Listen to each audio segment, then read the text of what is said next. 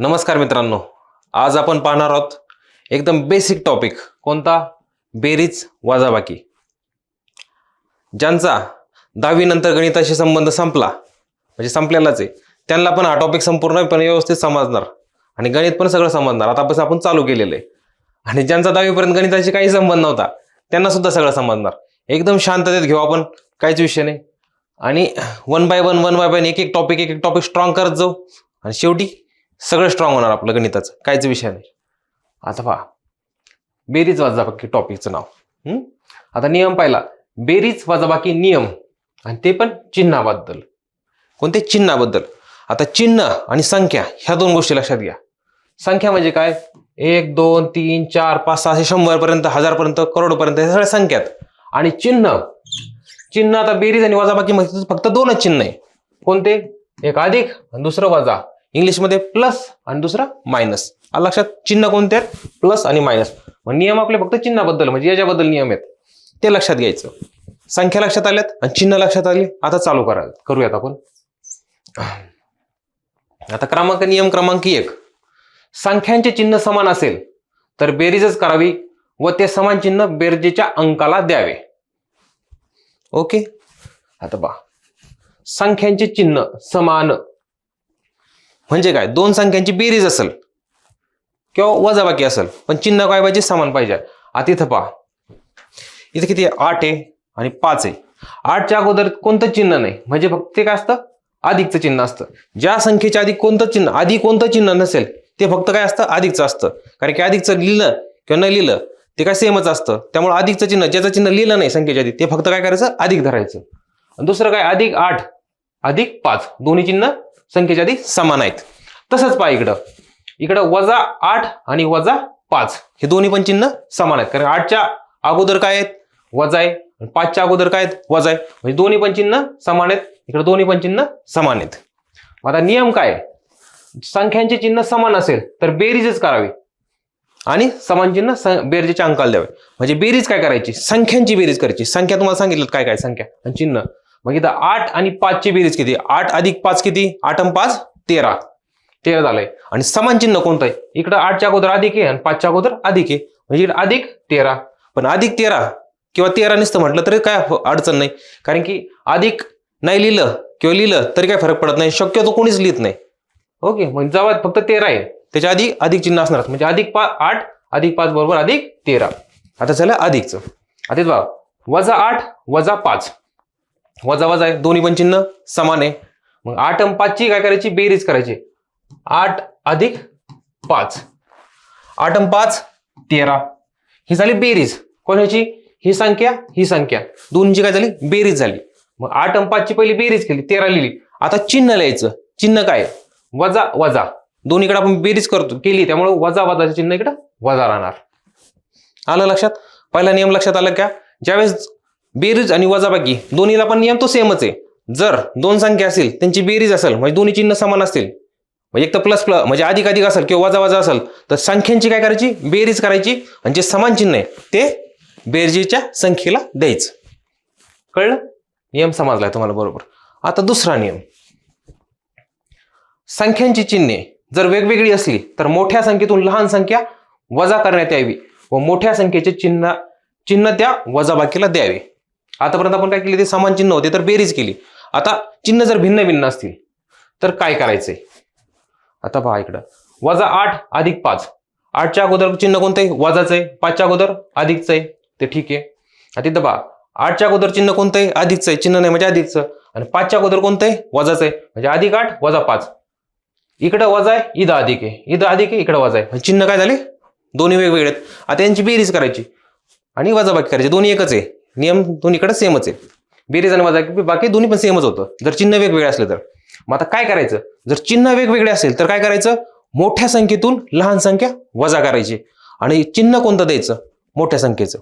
आता पहा, 8 आणि 5, इथं 8 आणि 5 चिन्ह काय आहेत? इकडे वजा आणि इकडे अधिक आहे. मग काय करायचं? मोठ्या संख्येतून लहान संख्या वजा करायची. 8 मधनं 5 गेले, किती राहिले? 3. आता ही झाली संख्या. आता चिन्ह काय द्यायचं? मोठी संख्या कोणती? 8 आणि 5. मोठी संख्या कोणती? 8. 8ला चिन्ह कोणतं आहे? वजाचं. मग इथं कोणतं चिन्ह राहणार? वजाचं, म्हणजे वजा 3. आलं लक्षात? बरोबर. आता हे समजलंय. आता दुसरं, अधिक 8 वजा 5 बरोबर 3. आता ते कसं, पहिल्यांदी संख्या 8 आणि 3. मग आता चिन्ह दोन्ही वेगळे आहेत. इथं अधिक आणि इकडे वजा आहे. मग इथं काय करायचं, मोठ्या संख्येतून लहान संख्या वजा करते. 8 मोठी संख्या आहे, लहान संख्या 3 आहे. 8 मधनं 3 कुठे, 5 आहे का? ओके सॉरी, 5 5 5 5 इथं 5. म्हणजे 8 मधनं मोठी संख्या आहे, लहान संख्या 5 आहे. 8 मधनं 5 वजा करायचे, किती? 8 मधनं 5 गेले, किती राहिले? 3. आता मोठ्या संख्येचं चिन्ह द्यायचं. मोठी संख्या कुठे येते? इथं मोठ्या संख्येचं चिन्ह कोणते? अधिकचं. मग इथं द्यायचं फक्त अधिकचं चिन्ह. म्हणजे इथं काय राहणार? अधिकचं चिन्ह. आलं? म्हणजे इथं वजा 3 आणि इथं अधिक 3. म्हणजे वजा 8 अधिक 5 बरोबर वजा 3. कारण की वजा 8चं चिन्ह इथं वजा 3 येणार, मोठ्या संख्येचं चिन्ह. आणि इथं पहा, अधिक 8 वजा 5. मग मोठी संख्येचं चिन्ह कोणतं आहे? अधिक आहे, तिथं येणार. आलंय लक्षात? आलंय, समजलंय, काहीच अडचण नाही. आता भरपूर आपण हे फक्त नियम घेतोय, नंतर आपण एक एक एक उदाहरणं पाहणार, भरपूर उदाहरणं पाहणार. एकदम त्यावेळेस सगळ्यांची कन्सेप्ट क्लिअर होणार आहे, काहीच विषय नाही. आता पुढचं चिन्हाचं झालं. आता कंसाचं. आता नियम क्रमांक 3. कंसाच्या बाहेर ऋण चिन्ह असेल तर कंसातील प्रत्येक संख्येचे चिन्ह बदलते. म्हणजे काय? इथं संख्या असेल, इथं संख्या असेल. आता हा झाला कंस. कंसाच्या बाहेर जर ऋण चिन्ह आहे तर म्हणजे कंसातील प्रत्येक संख्येचं चिन्ह बदलणार. कंस कळला? हा कंस आहे, याच्या बाहेर ऋण चिन्ह आहे. मग कंसातील कोणती संख्या असू त्याचे चिन्ह काय होणार? डायरेक्ट पलटी होणार. अधिकचं वजा होणार, वजाचं अधिक होणार. आता ते कसं नियमाने बघू. इथं संख्या डायरेक्टच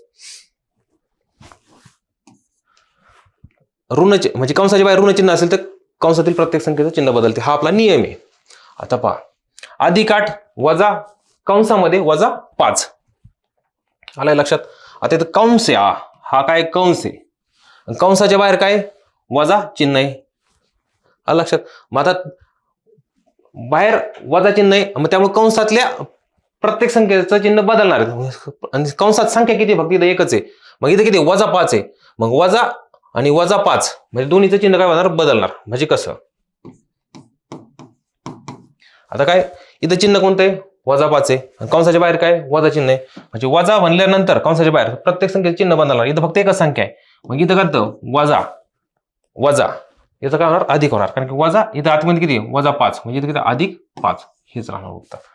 इथं पहा, 8 वजा वजाचं काय होणार? अधिक होणार. ह्या दोन्हीचं वजा वजाचं अधिक होतं. आता लक्षात काय ठेवायचं? जर 2 वजा आले कंसाच्या बाहेर आणि हे 10 वजा आले तर 2 एक दांडी अशी आहे आणि दुसरी आतमधली कंसामधली अशी. लक्षात ठेवण्यासाठी काय विषय नाही. मला लक्षात 8 वजा कंसामध्ये वजा 5 बरोबर 8 अधिक हे दोन्ही मिळून अधिक होतं 5. 8 आणि 5, 8 अधिक 5 13. हे लक्षात आलंय. आता दुसरं उदाहरण. आता 8 वजा 5 वजा कंसामध्ये वजा 3. मग हितपर्यंत कॉमनच राहणार. मग किती? 8 अधिक 5. इथं चुकलंय, इथं काय राहणार? फक्त वजा राहणार. वजाचं चिन्ह घ्या. 8 वजा 5 आणि इथं वजा वजा 3. कंसाच्या बाहेर वजा चिन्ह आहे, आतमध्ये वजा 3 आहे. मग कंसातलं चिन्ह बदलणार. वजा 3चं काय होणार? अधिक 3 होणार. मग इथं अधिक 3 झालंय. आलं लक्षात? बरोबर. आता 8 वजा 5 चिन्ह कोण आहेत? अधिक 8 वजा 5. म्हणजे काय करायचं? मोठ्या संख्येतून लहान संख्या वजा करायची आणि मोठ्या संख्या चिन्ह द्यायचं. मग 8 मधनं 5 गेले, किती राहिले? 3. मोठी संख्या किती? चिन्ह कोणतं आहे? अधिक 3. म्हणजे इथं अधिक 3 आलंय. पुढचं अधिक 3 तसंच. 3 अधिक 3 बरोबर 6. समजलं तुम्हाला? आता काहीच विषय नाही. आता पुढचा प्रश्न. सर कंसाच्या बाहेर जर वजा चिन्ह आलं तर ठीक आहे, आतलं सगळं चिन्ह बदललं. आणि अधिक जर आलं तर तो नियम पाहिजे. आता अधिक तर आलं तर कंसाच्या बाहेर जर धनचिन्ह असेल, धन म्हणजेच अधिक, धनचिन्ह असेल तर कंसातील पदाचे चिन्ह तसेच ठेवावे. वजा चिन्ह आलं जर कंसाच्या बाहेर तरच प्रत्येकाचं चिन्ह बदलतं. जर धन आलं तर काहीच बदलत नाही. जैसा आहे वैसा आहे, काहीच चेंज करायचं नाही. मग इथं पहा, 8 अधिक वजा कंसामध्ये वजा 12. कंसाच्या बाहेर काय? अधिक आहे, अधिकचं चिन्ह आहे. अजिबात चेंज करायचं नाही. 8 वजा 12 जसं जसं लिहून घेतलं झालं. कंस बाहेर आलं, कंसाच्या बाहेर संख्या आली. आता फक्त कॅल्क्युलेशन 8 वजा 12 याचं अधिक 8 आहे, इकडे वजा 12 आहे. मोठी संख्या कोणती आहे? -12 आणि आणि +8 म्हणजे मोठ्या संख्येतनं लहान संख्या वजा करतील. 12तनं 8 गेले किती राहिले 4. मग चिन्ह कोणत्या संख्या द्यायचं? मोठ्या संख्येचं द्यायचं -4. आले. आता पुढचं उदाहरण 8 अधिक कंसामध्ये -2 कंसाच्या बाहेर अधिक आणि कंसामध्ये -2 आहेत. काय बदलणार आहे? फरक होणार आहे की काहीच नाही. मग जसं -2चं -2च राहणार चिन्ह. मग 8 - 2 आणि ह्या इथला अधिक हा कट होतो. मग काय तर 8 - 2 बरोबर का? 8 मधनं 2 गेले किती राहिले 6. समजलंय का? आता 4 नियम पाहिलेत. हे सगळ्यांच्या व्यवस्थित लक्षातच पाहिजेत. आता कोणते नियम? हे 4 नियम. जर बेरीज आणि वजाबाकी करताना आपण जर दोन संख्या जर समान चिन्ह असेल, दोन संख्यांची बेरीज करायची आणि जे समान चिन्ह असेल ते द्यायचं. अधिक अधिक असेल तर अधिकच द्यायचं, वजा वजा असेल तर वजा चिन्ह द्यायचं. आता जर एक संख्या अधिक आहे दुसरी ऋण आहे, म्हणजे एक धन आहे दुसरी ऋण आहे, चिन्ह आणि संख्याचं काय करायचं? मोठ्या संख्येतून लहान संख्या वजा करायची आणि जी मोठी संख्या त्याचं चिन्ह त्याला द्यायचं. आता तिसरा नियम, कंसाच्या बाहेर जर वजा चिन्ह असेल तर कंसातील प्रत्येक चिन्ह बदलतं. म्हणजे वजा वजा जर 7 असेल तर काय होणार? ते दोन्ही मिळून अधिक 7 होणार. आणि चौथा नियम, जर कंसाच्या बाहेर जर धनचिन्ह असेल तर कंसातील चिन्हाला काहीच फरक पडत नाही. जसं तसं कॉपी करायचं आणि कंस रद्द करून टाकायचा. 4 नियम लक्षात आले. आता त्या 4 नियमावरच आता उदाहरण आधारित आपण ते सोडवायचे. तत्पूर्वी एक नाही का, आता आपण जर ह्या दोन बघितल्यात त्याच्यावरच हे आधारित आहेत. हे जर त्यांना सगळ्यांना समजतीलच. आता पहा कसं आहे. आता कंसाच्या बाहेर जर अधिक चिन्ह असेल तर कंसातील कोणत्याच संख्येच्या चिन्हामध्ये काहीच बदल होत नाही. मग बघा कंस आहे, एक मिनिट, कंसाच्या बाहेर अधिक अधिक येतं. पहिले आता 2 पाहूयात आपण. हे अधिक आणि कंसामध्ये काय 2 आहेत. 2च्या म्हणजे काहीच नाही तर म्हणजे अधिक असतं. म्हणजे इथे किती राहणार? अधिक म्हणजे संख्येमध्ये काहीच फरक नाही, चिन्हामध्ये काहीच फरक नाही. इथं किती राहणार? मग फक्त 2च राहणार. आता अधिक कंसामध्ये -2 जर कंसाच्या बाहेर अधिक असेल तर आतमधल्या संख्येचे कोणते चिन्ह बदलत नाही. मग इथं आतमध्ये काय -2चं -2 आलं लक्षात. आता खालचं वजा जर चिन्ह असेल तर कंसातील प्रत्येक चिन्ह बदलतं. आता इथं वजा अधिक 2 कंसातलं चिन्ह कोणतं आहे? अधिक आहे. मग ते काय होणार? पलटी मारणार. काय होणार? वजा होणार. समजते. आता वजा कंसामध्ये -2 मग हे काय होणार? कंसातले चिन्ह काय आहे? वजाचं आहे. मग ते काय होणार? अधिक होणार. आणि हे वजा रद्द होणार. दोन्ही मिळून काय होणार? फक्त अधिकच होणार. आलं लक्षात तुम्हाला? हे समजलंय. हे नोट डाऊन करून घ्या. हे सगळ्यात IMP आहे. मी एरेज केलंय. हे जर समजलं तर काहीच नंतर कॅल्क्युलेशन एकदम सोपं होऊन जातं. कळलं? कंसाच्या बाहेर जर अधिक चिन्ह असेल तर कंसातील चिन्ह जसं जसं राहतं आणि कंसाच्या बाहेर जर वजा चिन्ह असेल तर कंसातील प्रत्येक चिन्ह बदलतं, म्हणजे पलटी मारतं. अधिकचा वजा, वजाचा अधिक, नंतर कॅल्क्युलेशन करायचं. कंस रद्द होतो. समजा की समजा. आता तुम्ही जे 4 नियम पाहिलेत त्याचं इम्प्लिमेंटेशन आता इथे. आता जर तुम्हाला, आता पहिल्यांदा हे सोडवतो, नंतर थोडंसं लॉजिकवर आहे हे तुम्हाला सोडवायचं. आता हे पहा पहिल्यांदा. थांबा, इथं काळ्या पेनचा वापर करतो.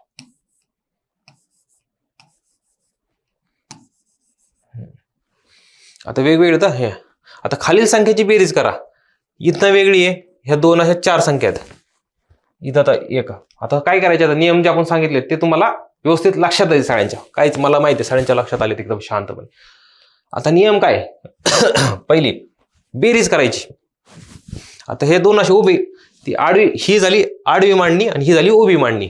आडव्या मांडणीत पण बेरीज करता येते, उभ्या मांडणीत पण बेरीज करता येते. काहीच विषय नाही. आपल्या कॅल्क्युलेशन कसं पण जमलं पाहिजे. आता उभी मांडणी म्हणजे काय? खालील संख्याची बेरीज करा. म्हणजे इथं काय? अधिकचं चिन्ह राहणार. म्हणजे 6 अधिक 7 आणि प्रत्येक ठिकाणी अधिक अधिक अधिक राहणार. आता मी ते तुम्हाला सेन्स होण्यासाठी मी तो अधिक लिहिलेलं नाही. आता बेरीज करायची. 6 अधिक 7 काय राहणार? 6 आणि 7 13 आणि चिन्ह काय? अधिक अधिक आहे, त्यामुळे काही फरक पडणार आहे का? नाही. 6 आणि 7 13 म्हणजे इथं किती येणार? अधिक 13, कारण की दोन्हीचं पण चिन्ह काय समान आहे. अधिक 6 अधिक 7. आलं लक्षात? बरोबर. आता इथं अधिक 6 आणि इकडे वजा 7 यांची बेरीज करायची. आता ते चिन्ह काय वेगवेगळे आहेत. इकडं वर काय अधिक 6 आणि खाली काय वजा 7 आहेत. म्हणजे काय? आपला नियम काय? जर चिन्ह वेगवेगळे असेल तर मोठ्या संख्येतून लहान संख्या वजा करायची आणि मोठ्या संख्येतून चिन्ह द्यायचं. मग इथं मोठी संख्या कोणती आहे? 6 आणि 7 मध्ये कोणती संख्या आहे? 7 मोठी आहे. मग काय करायचं? 7 मधनं 6 वजा करायचे. मग 7 मधनं 6 गेले किती राहिलं? 1 राहिला. आणि मोठी संख्या कोणती आहे? 7 आहे. त्याचं चिन्ह काय? वजा आहे. मग इथं वजा चिन्ह द्यायचं. आलं लक्षात? 7 मधनं 6 गेले, 1 राहिला आणि चिन्ह कोणतं द्यायचं? मोठी संख्येचं. मोठी संख्या चिन्ह कोणते? वजा 7 आहे. मग ते तर खाली उत्तराला येणार. हे झालं. वजा 1. आता पुढचं वजा 6 आणि खाली 7ला चिन्हच नाही म्हणजे अधिक 7 आणि त्याची बेरीज करायची. म्हणजे कसं राहणार हे थोडक्यात असं जरी लिहिलं तरी चालतं किंवा डायरेक्ट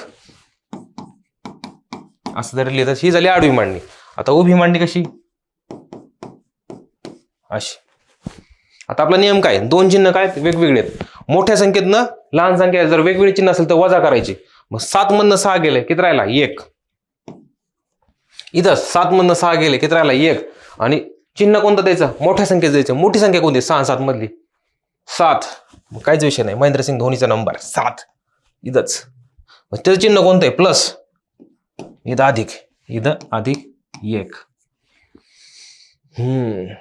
आता शेवटचं तुमच्यासाठी सोडवलंय का, सोडवलं असं काहीच विषय नाही.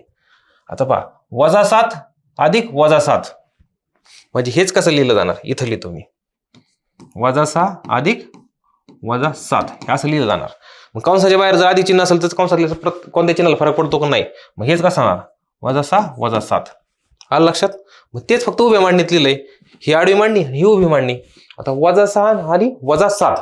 मग काय नियम आहे आपला, आपला नियम आहे की जर दोन्ही चिन्ह जर समान असतील तर काय करायचं, दोन संख्यांची बेरीज करायची. संख्या कोणत्या 6 आणि 7 यांची बेरीज किती 6 आणि 7 13. आणि चिन्ह काय द्यायचं, जे समान चिन्ह द्यायचं. चिन्ह समान कोणतं आहे 13. म्हणजे इथे किती 13 तर आपला संख्येची बेरीज 6 आणि 7 13 आणि चिन्ह कोणतं वजाचं चिन्ह. आलंय का लक्षात. हे खालचं कॅल्क्युलेशन जाऊ दे, हे तुमच्या समजण्यासाठी. हे कॅल्क्युलेशन ध्यान में आया क्या. आता पहा तुम्ही चिन्ह जर थोडं जरी बदललं बेरीचं म्हणजे अधिकचं धनाचं ऋण झालं, ऋणाचं धन झालं. म्हणजे धन म्हणजेच अधिक, ऋण म्हणजेच वजा. चिन्ह कोणतं जरी बदललं थोडं जरी तरी उत्तर बदलतंय.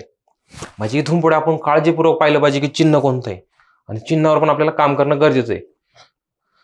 समजतंय ना, समजतंय. फक्त धनाचं ऋण झालं तर संपूर्ण कॅल्क्युलेशन बिघडतं. गणितात हेच होतं. आपला बेस एकदम स्ट्रॉंग पाहिजे. चिन्ह कसं कुठं जाऊ द्या, आपला बेस एकदम स्ट्रॉंग असेल तर कोणतंच उत्तर चुकणार नाही. आणि गणितामध्ये हेच होतं, एका चॅप्टरवर दुसरा चॅप्टर डिपेंड, दुसऱ्यावर तिसरा डिपेंड. आणि हे तर सगळ्यांचं बेसिकच आहे. हे तर परफेक्टच पाहिजे. हे परफेक्ट असलं ऑटोमॅटिक एक एक एक चॅप्टर आपला स्ट्रॉंग होत जातो आणि आपण भारी परफॉर्मन्स करतो, आउट ऑफ मार्क मिळवतो गणितामध्ये सुद्धा. काहीच विषय.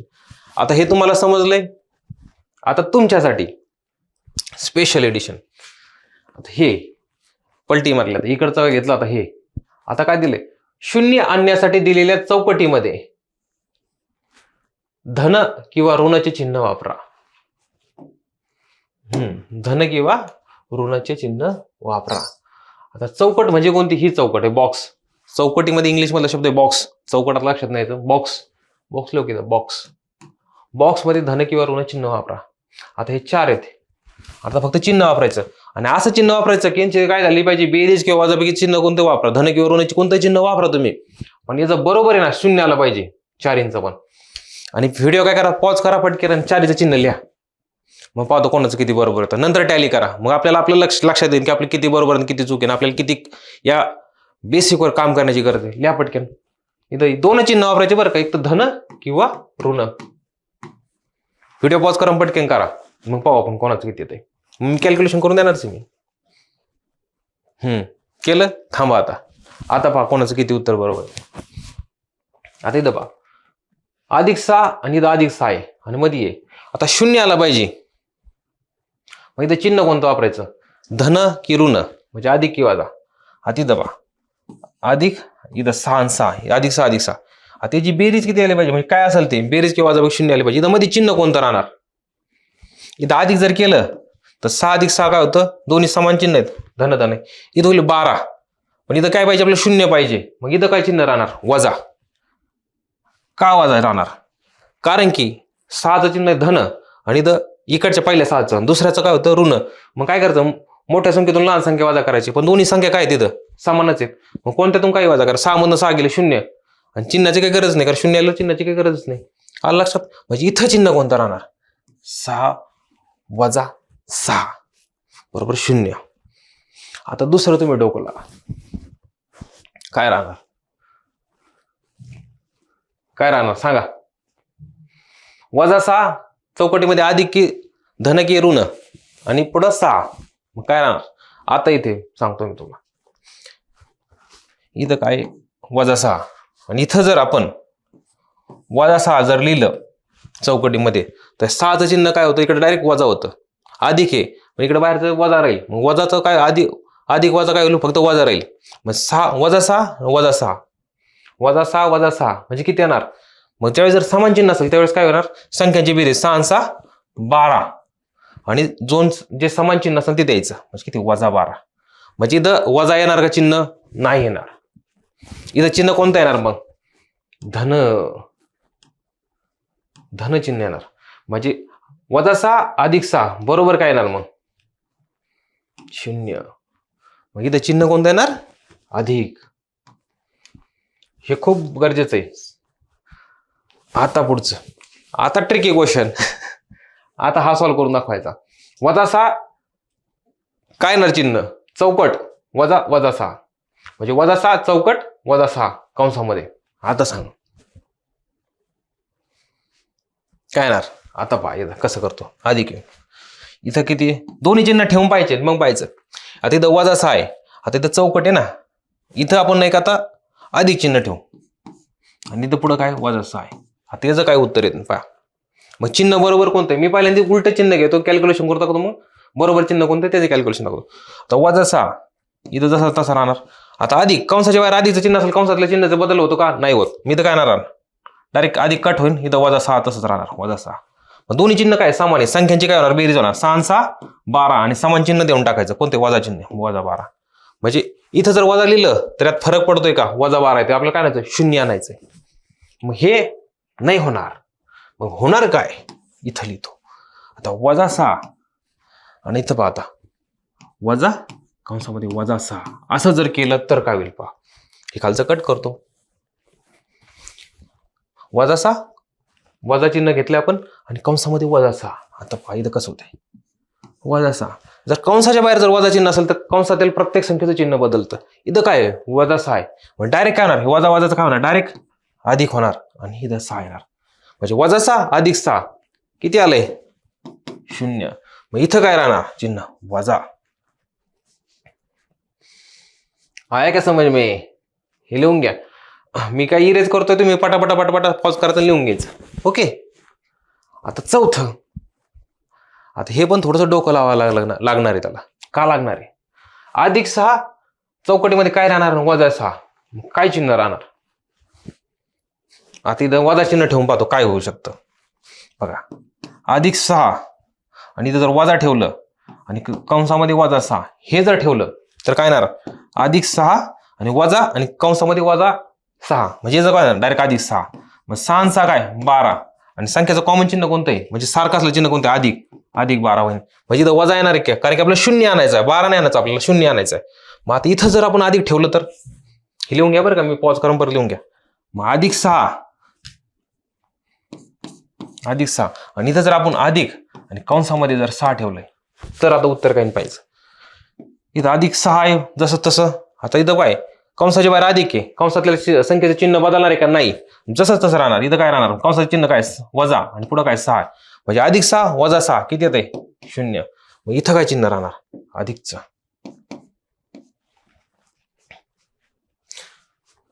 कसं वाटलंय? डोकं लावा लागलं की नाही? इथं पण आणि इथं पण.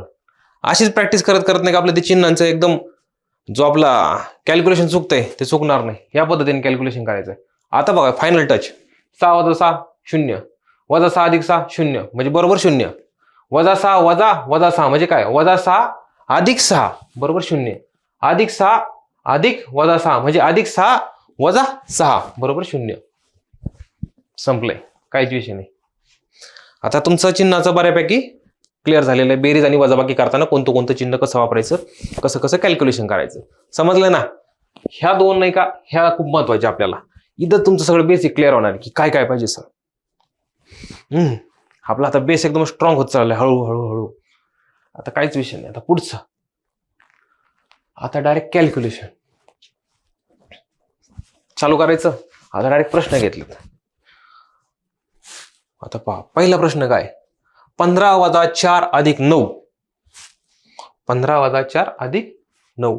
आता 3 संख्यात आता जोडी जोडून घ्यायचं आणि मग त्याचे उत्तर काढायचं आणि मग तिसरी ऍड करायची. आता पहिल्यांदी अधिक, आता 15च्या आधी कोणतं चिन्ह आहे? कोणतंच नाही, म्हणजे कोणतं राहणार? अधिक. आणि इकडे 4च्या अगोदर वजा चिन्ह आहे, म्हणजे पहिल्यांदा दोघांचं कॅल्क्युलेशन करून नंतर तिसरी संख्या ऍड करू, म्हणजे अधिक करू. ऍड म्हणजे अधिक आणि वजा म्हणजे मायनस, हे लक्षात द्या. आता 15 वजा 4 चिन्ह, 15चं कोणतं आहे? अधिक, आणि 4चं कोणतं आहे? वजा. मोठी संख्या चिन्ह काय वेगवेगळे आहेत, मग आपला नियम काय? चिन्ह जर वेगवेगळे असेल बेरीज आणि वजाबाकी तर काय करायचं? मोठ्या संख्येतून लहान संख्या वजा करायची आणि मोठ्या संख्येचं चिन्ह द्यायचं. मोठी संख्या कोणती आहे? 15 अधिक 15, इकडे कोणती? वजा 4. म्हणजे 15 मधनं 4 केले, किती राहिले? आता इथं खाली उत्तर 11 आलं. 15 4 केले आणि मोठ्या संख्येचं चिन्ह, मोठी संख्या कोणती? 15, आणि त्याचं चिन्ह कोणतं? अधिक. इथं अधिक लिहिलं काय किंवा न लिहिलं काय काहीच फरक नाही, इथं डायरेक्ट लिहितो, अधिक लिहितो तुमच्या माहितीसाठी. आणि पुढं काय? अधिक 9 जसा तसा. इथं नियम कोणता आहे? दोन्ही पण चिन्ह काय? अधिक अधिक सारखे आहेत, मग काय करायची? संख्यांची बेरीज करायची. 11 9 किती? 11 9 20, आणि समान चिन्ह द्यायचं. कोणतं आहे समान? अधिक आहे, मग अधिकचं चिन्ह दिलंय, मग हे चिन्ह देतच नाही, मग त्यामुळे काय राहणार? फक्त 20. उत्तर काय येणार? 20. आलंय? आलंय. आता पुढचं हे कॅल्क्युलेशन. आता पहिल्यांदा उत्तर काढायचं आणि नंतर तिसरं आपण बेरजेत घालूया. आता वजा 8 अधिक 5, चिन्ह काय? दोन्ही वेगवेगळे आहेत, मग काय होणार? मोठ्या संख्येतून लहान संख्या वजा होणार, मोठ्या संख्येत चिन्ह येणार. मोठी संख्या किती? 8, 8 मधनं 5 गेले, किती राहिले? 3. आणि मोठ्या संख्येत चिन्ह काय? 8चं चिन्ह कोणतं? ऋण, त्याला ऋण. आले. आता पुढचं जसं तसं करायचं. वजा 7 लिहून घेतलं. मग इथं काय? दोन्ही चिन्ह काय? ऋण ऋण आहेत, मग काय? पहिल्यांदा काय होणार? संख्यांची बेरीज होणार, चिन्ह समान आहे, मग 3 आणि 7 ची बेरीज किती? 10. आणि दोन्ही सारखं चिन्ह का नाही? वजा वजा चिन्ह, वजा. आणि इकडे बरोबर असतो. नाहीतर काही काही नसं बरोबर, इकडे मायनस बरोबरच्या मध्ये घालतात आणि चुकतं. म्हणजे उत्तर किती आलंय? वजा 10. समजलं ना? समजलं. आता कायच विचार नाही. आता सांगा सर तुम्ही. आता हे सोडू पहिल्यांदा. आता इथं काय झालं? 3 संख्या होत्या, आपण जोड्या जोड्या केल्या. याच्या पण जोड्या जोड्या करायचं, काहीच विषय नाही. ही जोडी आणि ही जोडी, जोडी जोडीचं उत्तर काढायचे, खाल्ल्याचे, नंतर मग पाहिजे काय कसे. आता इथं अधिक 2 वजा 2, अधिक 2 वजा 2, काय चिन्ह वेगवेगळे आहेत, मग काय करायचं? मोठ्या संख्येतून लहान संख्या वजा करायची, पण दोन्ही पण संख्या काय समान आहेत, मग काय राहणार? अधिक 2 वजा 2, उत्तर किती राहणार? 0. कारण की चिन्ह बदलले आणि सारख्या संख्या सारख्यात. आता पुढचं इथं, आता हे इथपर्यंत 0 आलं, हे संपला विषय. आता पुढचं काय? वजा 2 आणि वजा 2. आता चिन्ह काय? वजा वजा आहेत, मग संख्यांची पहिल्यांदा काय होणार? बेरीज होणार. 2 आणि 2 4, आणि संख्येचं कोणती आहे? चिन्ह कोणतं आहे? वजाचं. 2 आणि 2 4 लिहून घेतलं, आणि समान चिन्ह कोणतं आहे? वजा. म्हणजे 0 वजा 4, 0 वजा 4 म्हणजे काय असतं? वजा 4 असतं. कारण 0ला काहीच किंमत नसते. 0 अधिक 4 अधिक 4, 0 वजा 4 वजा 4. आलंय. आता तिसरं शेवटचं. इधर थोड़ा सा प्रिंट मिस्टेक हो गया मामू, थोड़ा सा मैं एडजस्ट करता हूँ. ओके, इधर लिखता हूं मैं वजा 4 वजा 2, आणि इथं वजा चिन्ह एक राहिले, मिसिंग झालं. इथं हळूच लिहितो मी. इथं वजा आहे बरं का चिन्ह, म्हणजे मी खाली लिहितो मांडणे. आता पहा, इसको मैं नीचे लिखता हूं. वजा 4 वजा 2 वजा वजा 6. आले. आपण आपली मेथड बदलायची नाही, 2-2च्या जोड्या करू आणि उत्तर काढून नंतर मग हळू पुढे जाऊ. आता इथं पहा, ही पहिली जोडी करू. आता काय? वजा 4 वजा 2, वजा 4 वजा 2, चिन्ह सारखं आहे, वजाच आहे, मग दोन संख्याची बेरीज करायची. मग संख्या कोणती? 4 आणि 2, बेरीज किती? 4 अधिक 2 किती? 6. लिहून घेतलं खाली 6. आणि जे समान चिन्ह आहे ते लिहायचं, वजा वजा म्हणजे वजा चिन्ह. इथपर्यंत झालंय. आता पुढचं हे जपायचं. आता कॅल्क्युलेशन. कंसाच्या बाहेर वजा चिन्ह आहेत, आणि कंसामध्ये, मग कंसाच्या बाहेर जर वजा चिन्ह असेल तर कंसातील प्रत्येक चिन्ह पलटी मारतं, म्हणजेच बदलतंय. मग इथं बघा, वजा वजा 6 म्हणजे काय होईल? अधिक 6. लक्षात आलंय? आलंय, काय विषय नाही. आता बघा, इथं अधिक आणि इकडं अधिक इकडं वजा आहे, चिन्ह वेगवेगळे आहेत, मग काय करायचं? मोठ्या संख्येतून लहान संख्या वजा करायची, आपला नियम आहे. परंतु इथं संख्या सारख्याच आहेत ना, मग 6 मधनं 6 गेले, किती राहिले? 0. आणि चिन्हाचा काही विषयच नाही इथं. म्हणजे अधिक 6 वजा 6 बरोबर 0, वजा 6 अधिक 6 बरोबर 0. काही करा, ते एकच येते, 0च येते. समजलंय? आता झालं सिंपल कॅल्क्युलेशन चिन्हा संदर्भात. ओके, चिन्हा संदर्भात ऋण आणि धन चिन्हा संदर्भात कशी बेरीज होती, कशी वजाबाकी होती, याचे नियम आपण सगळे घेतलेले आहेत. आता पुढे पाहूयात काय. आता पुढे डायरेक्ट बेरीज करायची. आपण एकदम बेसिक पासून घेतलेलं, काही सोडलेलं नाही, एकदम बेसिक. ज्याचा पहिलेपासून गणिताशी संबंध संपलेला आहे त्याला सुद्धा सगळं समजलं पाहिजे, हे आपलं ध्येय आहे. शेवटच्या विद्यार्थ्याला पण सगळं समजलं पाहिजे गणित, हे आपलं ध्येय आहे. म्हणूनच आपण इथं उभा आहे. काही विषय नाही. आता याची बेरीज करायची.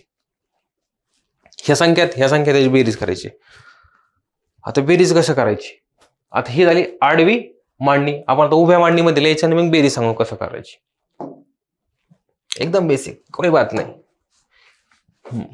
आता इथं संख्या आहे ही, बघा किती अंकी संख्या आहे. अंक म्हणजे डिजिट, आता मराठीमध्ये अंक म्हणजे अंक.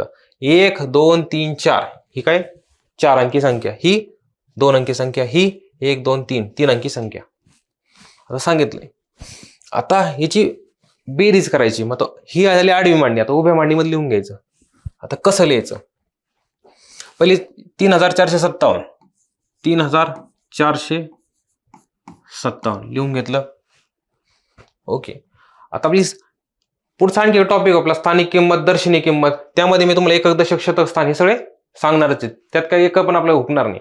परंतु यामध्ये फक्त बेरीज कशी करायचं ते लिहून समजून घ्या. चिन्हा संदर्भात आपलं सगळं झालंय. आता बेरीज कसं करायचं एकदम बेसिक. आता कोणती संख्या? 3457. दुसरी किती आहे? 93 फक्त. मग फक्त उजवीकडून लिहित जायचं. 2 अंकी ना, मग शेवटचे 2 अंक करायचे. 93 इथं लिहायचं. लिहिलं बरोबर. आता किती शेवटची किती? 3 अंकी संख्या आहे. मग इकडून फक्त उजवीकडनं चालायचं आणि 3 अंक कुठं संपतात? 1 2 3 इथं संपतात. म्हणजे किती? 8 9 7. आता हे झाले आपली बेरीज करायची. काय करायचं? इथं मध्ये चिन्ह कोणतं? बेरीज. म्हणजे इथं अधिक आणि इथं अधिक. समजलं? अशी मांडणी केली आपण. आता उभी मांडणी केली. आता त्याचं कॅल्क्युलेशन करायचं म्हणजेच सोडवायचं. कॅल्क्युलेशन म्हणजे सोडवणे. उदाहरण आता कसं करायचं? आता आपण असं उभं आहे, उजवा हात आहे, उजव्या हातापासून इकडं डाव्या हाताकडं कॅल्क्युलेशन करत यायचं. म्हणजे पहिल्यांदा कुठे येणार? इकडं उजवा हात म्हणजे इकडं. आणि यालाच म्हणतात एकक स्थान. एकक स्थानाची साड्यांची बेरीज करायची. नंतर आता हातचे येत जाणार. आता बेरीज कशी होती? आता चालू करायची वर्ण. 7 अधिक 3 7 आणि 3 10 आणि 7 17. किती आले? 17 आले. मात्र इथं लिहिताना खाली 17 नाही लिहायचे. इथं फक्त एकच अंक लिहायचा. कोणता? शेवटचा पलीकडचा 7 लिहायचा. आणि 1 ना, हा 1 इथं वर 1 लिहायचा. आणि हा काय राहणार? हातचा. हातचा म्हणजेच काय असतं? ज्याला ऍडिशन करताना घालतात, बेरीज करताना घालतात. 7 आणि 3 10 आणि 7 17. 17 असं लिहिलंय. मग इथं फक्त किती लिहिलंय? 7 लिहिलाय. वर राहिलेलं एक कुठं इथं डोक्यावर लिहिला. हा काय राहतो? हातचा राहतो. आता नेक्स्ट इकडं बरं जाताना हे 1ला पण नाही का बेरीजमध्ये समाविष्ट करायचं. आता इथं बेरीज कशी होणार? 1 अधिक 5 6 6 9 15 15 9 24. मग 24 लिहितानी असं लिहितात. पण इथं काय लिहायचं आपल्याला? फक्त 4 लिहायचं. मग शेवटी फक्त 4 लिहायचं. मग हातचा किती आलाय? 2 आलाय.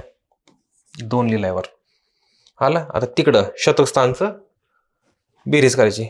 2 आणि 4 किती? 6 6 आणि 8 14. लिहितात कसं?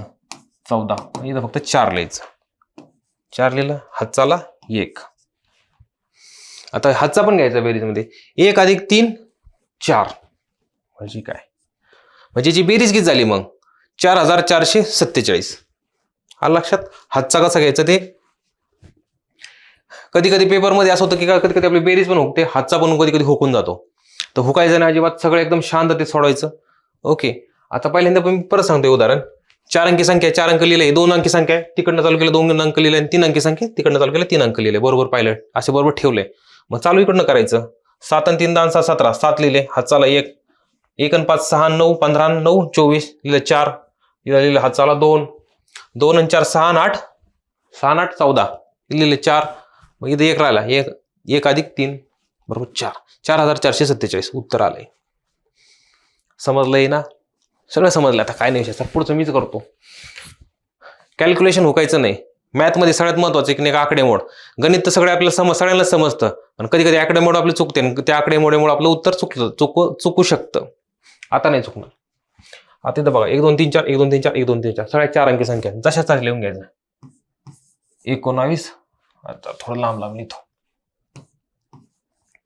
19 37.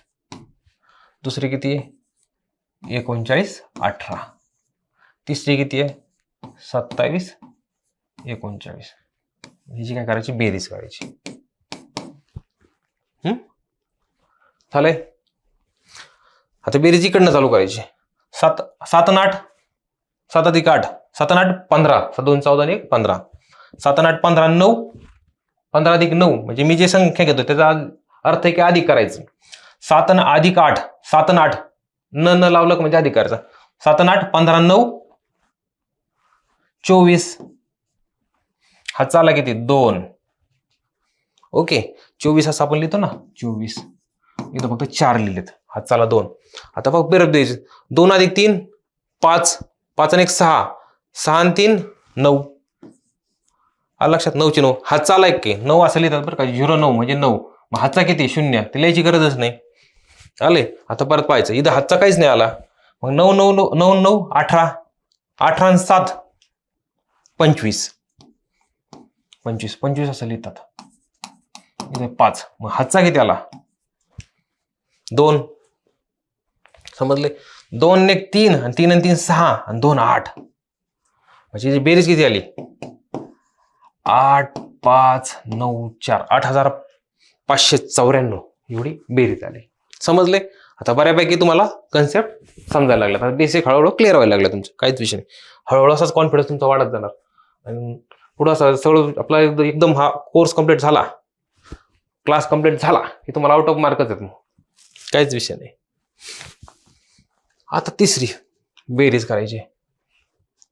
47 अधिक 2759 अधिक 9875 म्हणजे 9875 अंक घेतलेत मी फक्त. आता काय करायचं 2 अंकी 4 अंकी 4 अंकी काहीच विषय नाही. पहिलं इथं 2 अंकी लिहून घेतले 47 लिहून घेतले 47.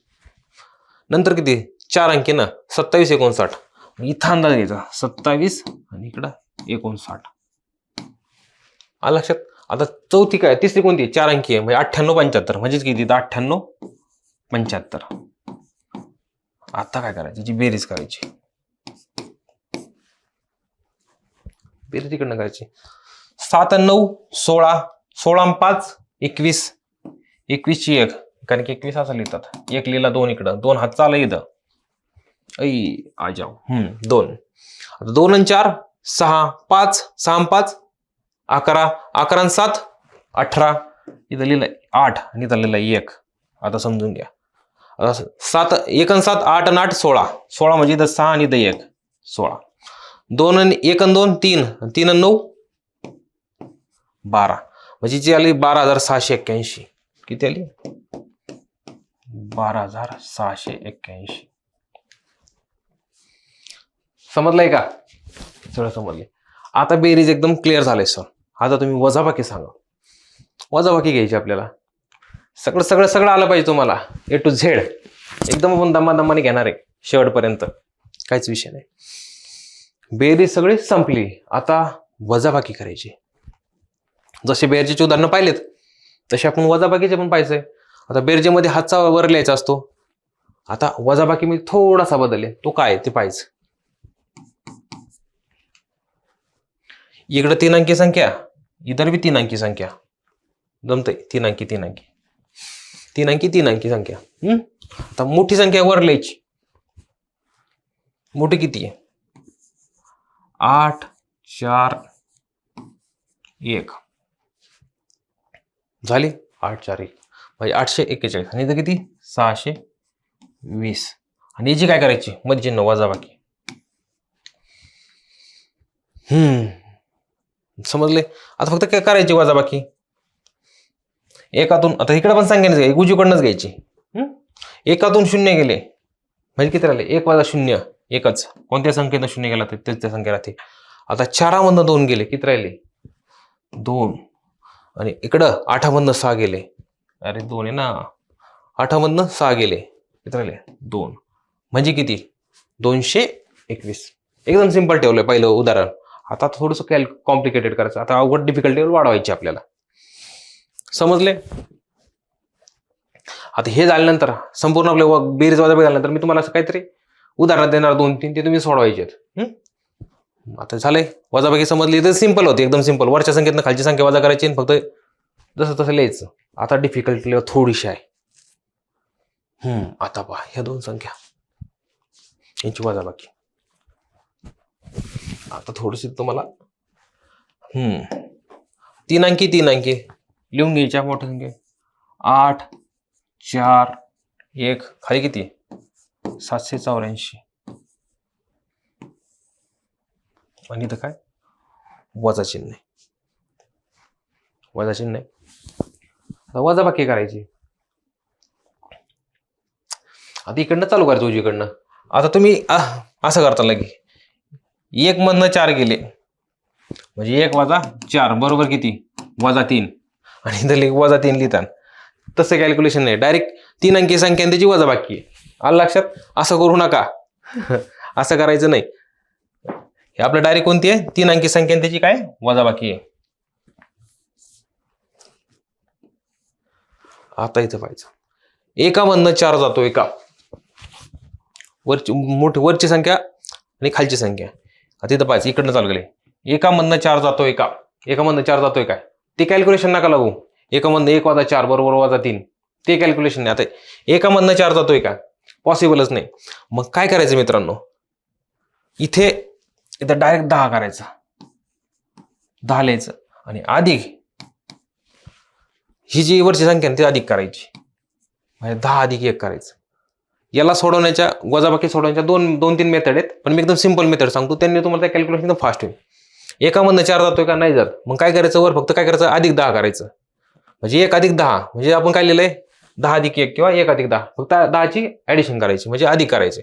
10 आणि 1 किती 11 म्हणजे वरची संख्या किती राहणार 11 राहणार. हे समजलं. इथं 1 कम करतो इथं 1 लिहितो म्हणजे हे कट होईल इथं आणि इथं किती येणार 11.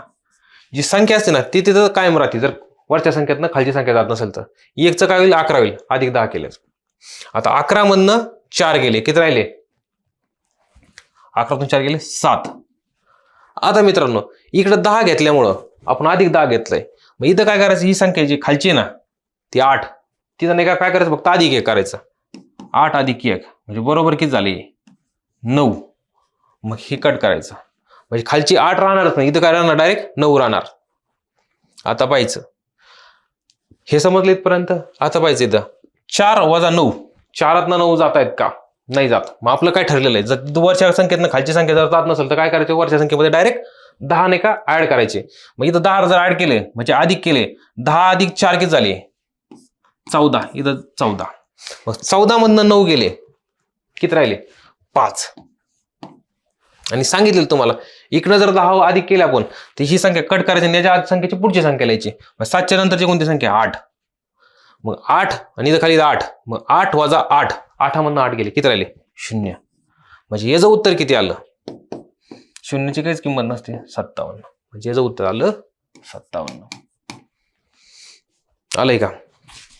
आता ही जर वेगळी पण एक मेथड आहे पण त्यापेक्षा ही खूप सिंपल मेथड आहे. एकदम कॅल्क्युलेशन पटापट होतं. त्या मेथडने पण सांगता येतं पण ते कशाला गरज नाही याच मेथडने करा. ओके. आता परत एकदा लक्ष द्या. संख्या लिहून घेतलं एकामधनं 4 जातोय का नाही जात. मग आपण काय केलं वर फक्त अधिक 10 केले मग 10 आणि 1 किती 11 मग 11 मधनं 4 गेले 7 राहिले. पण इकडे आपण 10 लिहिल्यामुळे इकडची 8 वजा करायचं त्याची पुढची संख्या 8च्या पुढे नंतरची कोण 1 9. मग इथं परत 4 संख्या होती 4 मधून 9 जातात का नाही जात. मग इथं काय केले इथं 4 अधिक 10 केले 14 झाले. मग 14तनं 9 गेले किती राहिले 5. पण इकडे आपण 10 घेतल्यामुळे इकडे एक पुढची संख्या घ्यावी लागते 7चे 8 होणार 8 केले 0. आलंय. आता हे जरी समजलं नसेल तर या उदाहरणाला तुम्हाला वजाबाकी सगळी समजणार आहे. इकडे 4 अंकी संख्या इकडे 3 अंकी संख्या. आता उदाहरण लक्ष द्या 4 3 5 7 वजा 8 9 अरे 8 9 4 असं तुम्ही लिहिता पण हे चुकलेलं आहे. का चुकलेलं आहे? ज्यावेळेस इकडे 4 अंकी आहे इकडे 3 अंकी आहे, तुम्ही असं लिहिता तर डायरेक्ट उत्तर चुकणार आहे. आता लिहायचं कसं? मुद्दा म्हणून तुमच्यासाठी मी चुकीचं लिहिलंय, नाहीतर म्हणतो सर मास्तर तुम्हाला पण एवढं आहे ना का. आता इकडे वर 4 अंकी संख्या आहे आणि खाली किती पुढे किती आहे? 3 अंकी संख्या आहे. म्हणजे 3 अंक आहेत ना, उजवीकडनं चालू करायची. उजवीकडनं 8, 9 आणि 4 झाली मांडणी झाली. आता समजली? आता काय विषय नाही. आता सांगा, आता कॅल्क्युलेशन करायचं. वजा चिन्ह आहे, 7 मधनं 4 गेले, 7 वजा 4 किती? 3. इथं काहीच अडचण नाही. आता 5 मधनं 9, 5 वजा 9, 5 मधनं 9 जातात का? नाही जात. मग आता काय करायचं सांगितलं. इकडे फक्त काय करायचं, इथं 5 कट करायचं, इथं काय करायचं 15 लिहायचं. आणि इथं काय करायचं, हे कट करायचं आणि इथं 9 लिहायचं, पुढची संख्या. इकडे अधिक 10 करायचं आणि इकडे पुढची संख्या लिहायची. म्हणजे 5 मधनं 9 गेले, किती राहिले? 15 वजा 9 किती? 6. झालंय बरोबर. आता 3 मधनं 9 जात आहेत का? नाही जात. मग काय करायचं, हे कट करायचं, इथं काय 13 करायचं. आणि 13तनं 9 गेले म्हणजे किती राहिले? इथं 4 राहिले. आता इथं काहीच नाही लिहिलं म्हणजे इथं 1 लिहायचं, कारण इथं काहीच नाही म्हणजे इथं काय असतं, पहिलं सुरुवातीला 0 असतं. मग आपण काय शून्याने आपल्याला काय पुढची संख्या लिहिली, शून्याच्या पुढची आधी एक संख्या कोणती? 1. मग इथं 1 लिहिली. मग 3 मधनं 1 गेले, किती राहिले? सॉरी, 4 मधनं 1 गेले, किती राहिले? 3 राहिले. आले समजलंय? अशा पद्धतीने कॅल्क्युलेशन होणार आहे. आता मी एकदम शांतपणे सांगतोय म्हणून असं आहे. तुम्ही कॅल्क्युलेशन करताना गरज नाही. इथं 5चं फक्त 15 करायचं, 3चं 13 करायचं आणि इथं 8चं फक्त 9 करायचं. पटापटा कॅल्क्युलेशन होते. आले का लक्षात? आता फक्त मी शांतपणे सांगतोय त्यामुळे असं होतंय. आलं लक्षात? आता घेऊ पुढचं उदाहरण. चला घेऊ पुढचं. आता शेवटचं एक उदाहरण. 3 अंकी. काहीच नाही, याला पण तसंच लिहायचं. 3, 2, 4 किती? 1, 8, 9. आता तुम्ही सांगा, वजा चिन्ह म्हणजे 324 वजा 189. आता काय करायचं? 4 मधनं 9 जातात का? नाही जात. मग किती? 14. 14तनं 9 गेले, किती राहिले? 5. इथं काय राहणार? 8चं 9 होणार. आले? आता 2 मधनं 9 जातात का? नाही जात. मग काय इथं काय होणार? 12. 12तनं 9 गेले, किती राहिले? 3. आणि इथे 1चं काय होणार? 2 होणार. मग इथे काय? 3तनं 2 गेले, किती राहिले? 1. म्हणजे किती आलं उत्तर? 135. समजलंय का? समजले?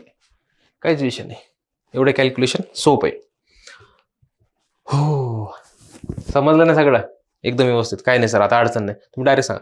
आता तुम्हाला एक आणखी ट्रिक नाही म्हणता येत त्याला. ही जी संख्या असते ना, हिचे फक्त 10 ऍड करायचे. 4चं 14 होणार, 14तनं 9 गेले आणि इथं फक्त 8चं 9 व्हायचं. 9 होईल पुढची संख्या. मग इथं 2चं काय होणार? 12 होणार, जर वजाबाकी होत नसेल तर. आलं लक्षात?